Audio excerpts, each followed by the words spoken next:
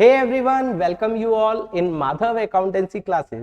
Guys, आज जो हम आप लोगों के लिए लेक्चर लेकर आए हैं वो बहुत इंपॉर्टेंट लेक्चर है। ये इंपॉर्टेंट है क्यों?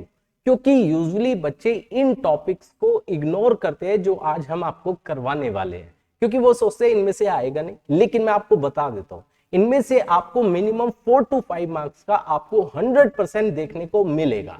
तो मैं केवल 5 से 6 मिनट में आपके 4 to 5 मार्क्स कंफर्म करवाने वाला हूं। तो आपको इस वीडियो को एंड तक देखना है। बहुत इंपॉर्टेंट बातें करूंगा एंड में, एंड तक जरूर देखना है, नहीं तो आपके कहीं ना कहीं मार्क्स जो है वो कम रह जाएंगे। तो चलिए गाइस, स्टार्ट कर रहे हैं आज का lecture. Let's start.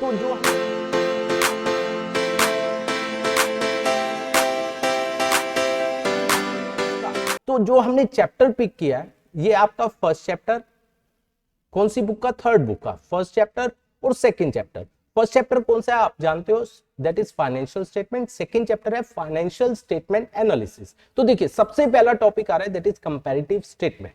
Comparative statement आपसे पूछा जा सकता है होता क्या है। तो इसका मतलब होता है जब आप अपनी फाइनेंशियल स्टेटमेंट के कंपोनेंट को, आप अपनी खुद की फाइनेंशियल स्टेटमेंट के 2 या 2 से ज्यादा सालों के कंपोनेंट को आपस में कंपेयर करते हो। मीन्स टू से, आपने अपनी फाइनेंशियल स्टेटमेंट के 3 साल के कंपोनेंट उठाए, लाइक आपने शेयर कैपिटल उठाया, मतलब बैलेंस शीट उठाई, या statement of profit and loss उठाया, 3 सालों का, 4 सालों का, 5 सालों का, 2 सालों का, उनको आपस में कंपेयर करवाया 1 साल को कॉमन बेस लेकर, उसे हम कंपैरेटिव स्टेटमेंट बोलते हैं। ठीक है, और इसका दूसरा नाम क्या है, दैट इज हॉरिजॉन्टल एनालिसिस। क्योंकि हॉरिजॉन्टल लाइन ऐसे होती है, दैट इज हॉरिजॉन्टल लाइन। तो हम क्या कर रहे हैं, 1 साल, 2 साल, 3 साल, 4 साल, इनको कंपेयर कर रहे हैं। ठीक है, इसलिए इसे हॉरिजॉन्टल एनालिसिस भी बोला जाता है। और इसे डायनेमिक, इसका एक और नाम है डायनेमिक एनालिसिस। ठीक है गाइस, और इसे टाइम सीरीज एनालिसिस आप समझ ही गए हो, क्योंकि हम क्या कर रहे हैं, हम 3 साल, 4 साल, 5 साल उसी एंटरप्राइज के 3 से 4 या 2 साल या 5 साल क्या कर रहे हैं, फाइनेंशियल स्टेटमेंट्स को कंपेयर कर रहे हैं। ठीक है गाइस, तो ये पहला पॉइंट आपको क्लियर होना चाहिए। इसके बाद नेक्स्ट आता है, देखिए, that is common size statement. ये क्या है बेसिकली, बहुत ध्यान से समझना। हमने कंपैरेटिव में क्या पढ़ा कि हम 3 से 4 साल का उसी एंटरप्राइज का क्या कर रहे हैं, फाइनेंशियल स्टेटमेंट को कंपेयर कर रहे हैं। कॉमन साइज क्या है, हम एक ही साल के डेटा को उसी साल के डेटा के साथ कंपेयर कर रहे हैं। लाइक मैं बैलेंस शीट की बात करूं, बैलेंस शीट में हम एक ही साल की बैलेंस शीट उठा रहे हैं, ठीक है, और उसको हम क्या कर रहे हैं, उसी साल के साथ कंपेयर कर रहे हैं। किसके साथ? जैसे बैलेंस शीट के केस में टोटल एसेट जो होगी या टोटल लाइबिलिटी, मतलब एसेट का टोटल और लाइबिलिटी का टोटल, ये दोनों हमेशा सेम होते हैं। इनको हम कॉमन बेस लेंगे। ठीक है, इनको कॉमन बेस लेकर फिर हर एक एसेट और लाइबिलिटी को उससे कंपेयर करेंगे। ठीक है, या अगर मैं किसकी बात करूं, statement of profit and loss की करूं, तो इस केस में क्या लेंगे common base, that is revenue from operation, जिसे हम नेट सेल भी बोलते हैं, मतलब सेल्स माइनस सेल्स रिटर्न। ठीक है, तो हम इसको कॉमन बेस लेकर उस साल के सारे हमारे रिवेन्यू और एक्सपेंस को कंपेयर करेंगे। ठीक है, that is called common size statement. मतलब हमने एक ही साल का डेटा पिक किया है, और कंपैरेटिव में हमने 3, 4, 5 जितने भी साल है उन सालों का डेटा क्या किया, कंपेयर। और इसे हम क्या बोलते हैं, वर्टिकल एनालिसिस भी बोलते हैं।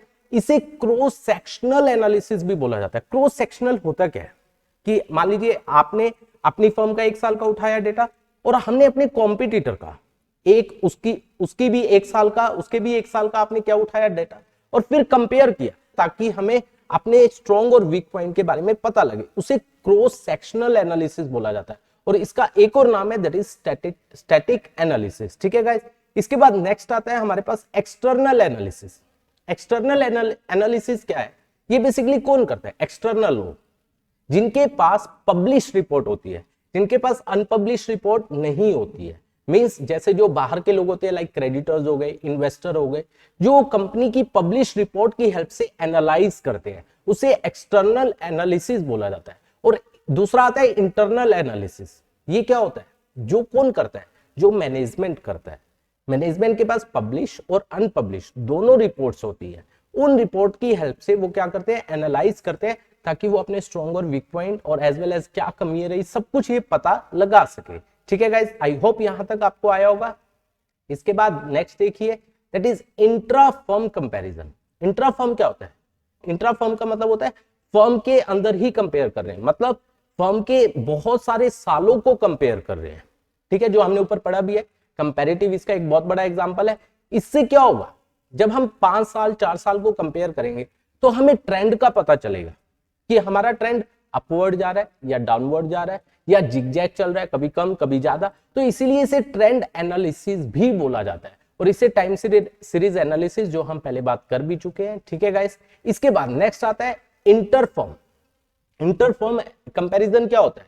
जब हम एक फर्म को दूसरी फर्म के साथ कंपेयर करते हैं, जैसे मैंने अभी बताया, एक फर्म का डेटा लिया और दूसरी फर्म का डेटा लिया, इसे हम क्रॉस सेक्शनल एनालिसिस भी बोलते हैं, ठीक है गाइस। तो ये चीजें बहुत इंपॉर्टेंट है, आपको क्लियर होनी चाहिए, ठीक है। इसके बाद देखिए, एक 3 मार्क्स में 100% आपसे जो पूछा जाएगा, ये 3 मार्क्स में objective and significance of financial statement analysis, कि हम फाइनेंशियल स्टेटमेंट एनालिसिस करते क्यों हैं। देखिए, सबसे पहले असेसिंग द अर्निंग कैपेसिटी और प्रॉफिटेबिलिटी, ताकि हम ये जान सके हमारी अर्निंग कैपेसिटी क्या है, हमने कितना प्रॉफिट्स कमाया है, ताकि उसके बेसिस पर हम फोरकास्ट कर सके कि फ्यूचर में हम कितना कमाने वाले हैं। जैसे जो इन्वेस्टर है, इन्वेस्टर चाहेगा कि ये जानना चाहेगा कि कंपनी कितना प्रॉफिट कमा रही है, ताकि उसके बेसिस पर वो जान सके, फ्यूचर में अनुमान लगा सके कि कंपनी फ्यूचर में कितना प्रॉफिट कमाएगी, ठीक है गाइस। उसके बाद सेकंड आता है असेसिंग द मैनेजरियल एफिशिएंसी।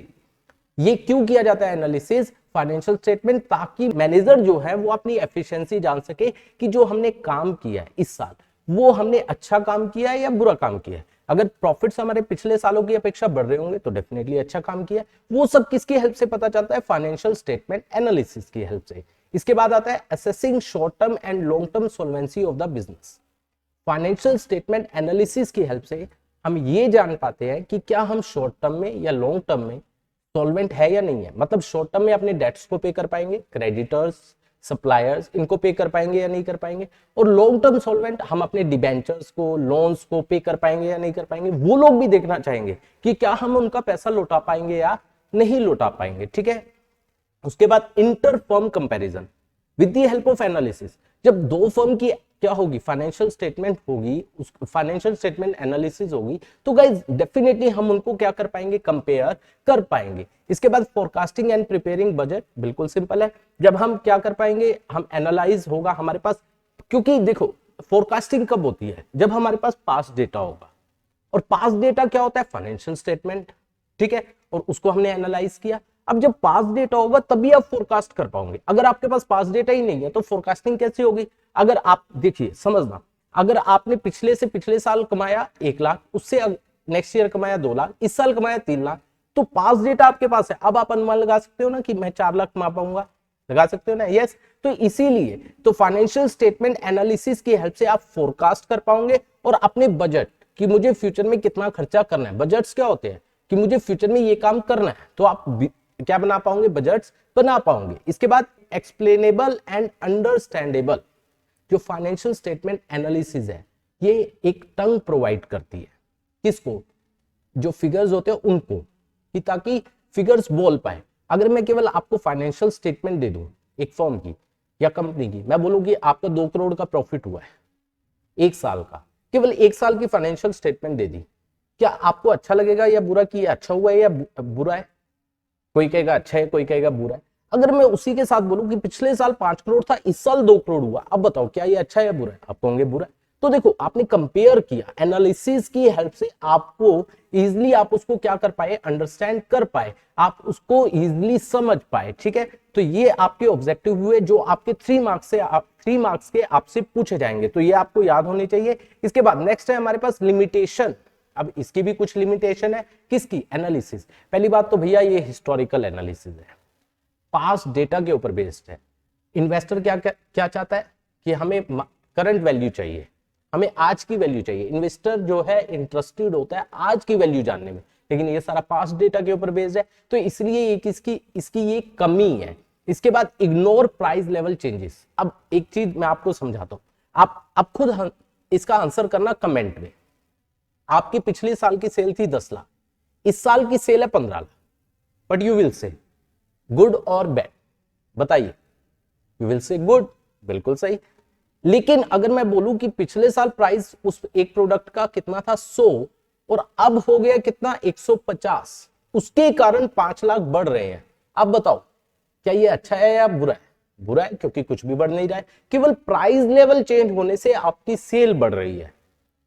समझ आया? मान लीजिए आप पहले कितने बेचते थे यूनिट, आप पहले बेचते थे 10,000, ठीक है, कितने का एक था 100, तो आपकी सेल थी कितनी 10 लाख। अब आपने यूनिट उतने ही बेचे हैं, आपका केवल फर्क क्या हुआ, आपका एमआरपी बढ़ गया, तो आप कितनी होगी 15। हमारे पास केवल गिवन होता है, ये गिवन होता है, ये प्राइस लेवल चेंज गिवन नहीं होता है। तो हमें तो बाहर से तो लग रहा है 10 से 15 हो गई, अरे भैया ये तो 50% बढ़ रहा है, 50% की ग्रोथ है, बहुत अच्छी बात है, लेकिन एक्चुअल में ये हुआ नहीं है। तो ये भी एक इसकी क्या है कमी, क्योंकि हमें जो प्रोवाइड होता है केवल ये प्रोवाइड होता है, ये प्राइस लेवल चेंज जो है वो प्रोवाइड नहीं किया जाता, ये एक इसकी कमी है। इसके बाद क्वालिटेटिव एस्पेक्ट इग्नोर। दो एम्प्लॉयज बहुत अच्छे एम्प्लॉयज आपस में लड़ गए, या हमारे एक बहुत एबल्ड जो मैनेजर है वो छोड़कर चला गया, क्या उससे बिजनेस पर फर्क पड़ेगा? बिल्कुल पड़ेगा। लेकिन यहां पर फाइनेंशियल स्टेटमेंट के अंदर केवल मॉनिटरी टर्म आती है, यहां पर दिखाया नहीं जाता, ये भी एक इसकी बहुत बड़ी कमी है।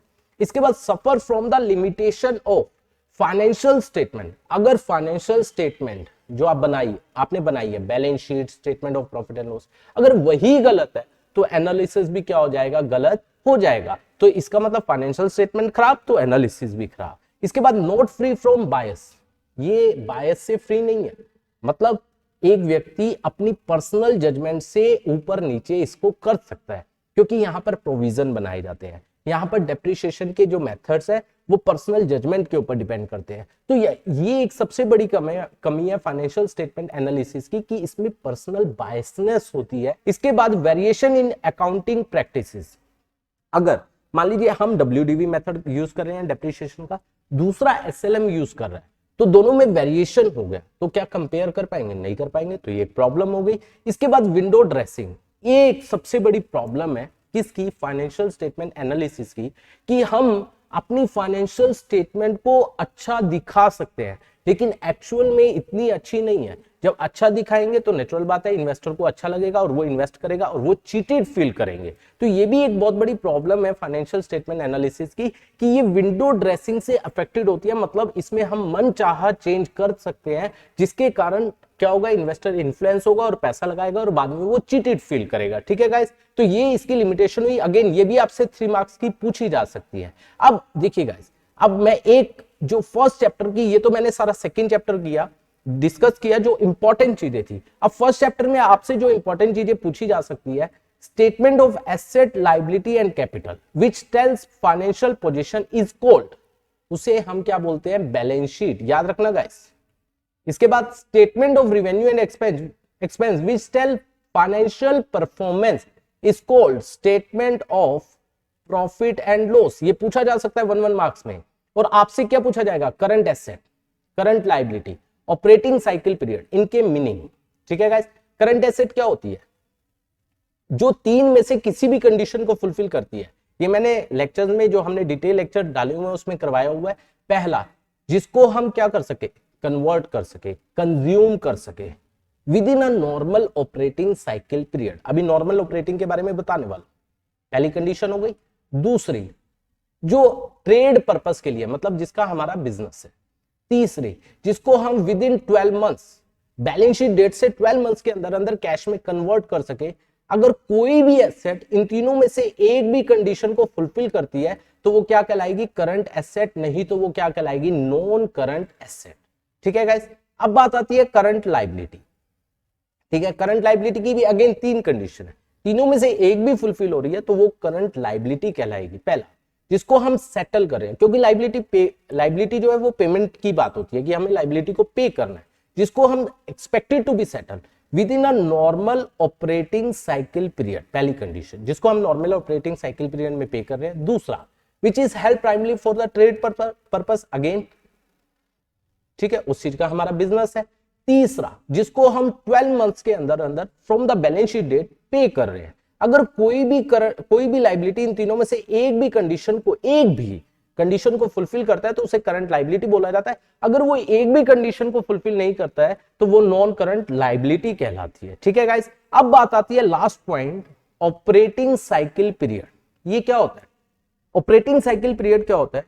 जिस चीज का आपका बिजनेस है, मान लीजिए आपका कार का मैन्युफैक्चरिंग का बिजनेस है, कार को मैन्युफैक्चरिंग से उसको दोबारा कैश में कन्वर्ट होने में कितना समय लगता है, उसे ऑपरेटिंग साइकिल पीरियड बोला जाता है। मान लीजिए कार को मैन्युफैक्चर करा, फिर आपने उसको गोडाउन्स में रखा, फिर मतलब ये जो प्रोसेस है कैश को कैश में कन्वर्ट होने में जितना टाइम लगता है, मान लीजिए उसको 12 महीने, 15 महीने, 18 महीने, जितना भी समय लगता है, तो उसे नॉर्मल ऑपरेटिंग साइकिल पीरियड बोला जाता है। ठीक है, कैश टू कैश में कन्वर्ट होने में, that is called normal operating cycle period. तो गाइस ये सब मैंने जो आज लेक्चर में बातें की है, ये बहुत इंपॉर्टेंट है एग्जाम पॉइंट ऑफ व्यू से, और यूजुअली बच्चे इनको क्या करते हैं, इग्नोर। आपको नहीं करना है। अगर आपको आज का लेक्चर अच्छा लगा हो तो लाइक एंड कमेंट जरूर कीजिए, और अपने सभी फ्रेंड्स को इसको शेयर भी कीजिए, ताकि उनको भी इन सब चीजों के बारे में पता चले। लास्ट में एक बात बोलना चाहूंगा, मैंने इस चैप्टर में हेड और सब हेड ये छोड़ दिया है।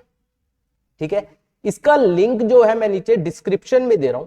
मैंने बहुत डिटेल से, क्योंकि इसमें इंपॉर्टेंट की बात करूं, सब कुछ इंपॉर्टेंट है, कुछ भी पूछा जा सकता है कि हेड और सब हेड इजी है, उसका लिंक मैं डाल रहा हूं नीचे डिस्क्रिप्शन में। वहां से आप, मैंने प्रॉपर वीडियो बनाई हुई है जिसमें सब कुछ बताया हुआ है, केवल 1-2 वीडियो उसमें देखना और आपको सारी चीजें क्लियर हो जाएंगी। वो कम से कम 3 मार्क्स का आपसे हेड और सब हेड और पूछा जाएगा, तो आपको ये वीडियो मिस नहीं करनी है, मैंने नीचे डिस्क्रिप्शन में डाल दी है।